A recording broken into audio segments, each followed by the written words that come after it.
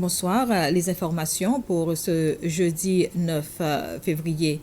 L'avocat Clifford André s'est opposé à l'admission de la deuxième déclaration de son client dans le procès de meurtre dans la mort de Cheletine Enista. L'objection a conduit à un deuxième voir-dire dans ce procès. Le procès pour meurtre contre Lucelle Labiche et Ashton Elizabeth dans la mort de Cheletine Enista est à une nouvelle pause. Le procès en est à son deuxième voir-dire, en d'autres mots, procès dans le procès. L'avocat de Lucelle Labiche, Clifford André, s'est opposé à l'admission de la deuxième déclaration de son client faite à la police dans cette affaire. Les affirmations de M. André sont que son client a donné ses deux premières déclarations pendant ou après avoir subi des pressions et ont été données l'un après l'autre sans beaucoup de temps à perdre entre les deux. Un autre point que M. André a fait valoir est que son client a été arrêté et obligé de faire des déclarations dans le meurtre de Cheletine Enista au moins 3 heures avant que le corps ne soit identifié comme étant le défunt par les membres de la famille. Le voir-dire a commencé en fin d'après-midi et devrait se poursuivre demain matin.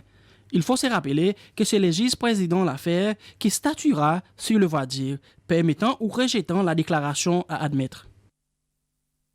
Les pêcheurs de biches de mer sont invités à se joindre à la récolte exploratoire de cette espèce sous une zone du plateau des Mascarenes gérée conjointement par les Seychelles et l'île Maurice. Les Seychellois pourront participer au projet avec leurs homologues mauriciens pendant une période d'1 an, au cours de laquelle ils pourront effectuer 6 voyages au maximum. Lors d'une conférence de presse ce matin, l'autorité de la pêche des Seychelles a déclaré qu'aucun quota n'avait été mis en place, mais il y aura une limite de 5000 bêches de mer que les pêcheurs pourront récolter par sortie.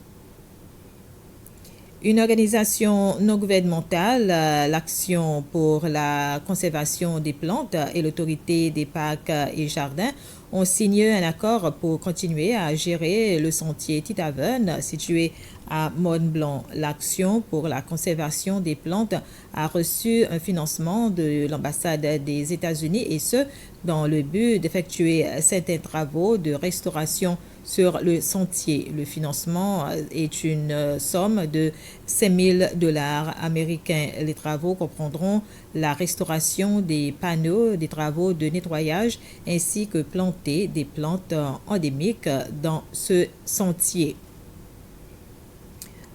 Project Hope, c'est le nom d'un nouveau projet que Clifford Mondon a lancé avec l'espoir d'apporter du soutien aux orphelins qui en ont besoin. Dans le cadre du projet, un logement temporaire sera construit pour les orphelins une fois qu'ils sortiront des orphelinats à l'âge de 18 ans. Monsieur Mondon invite donc les gens à se joindre à lui pour créer une association qui sera chargée de la gestion du logement des orphelins.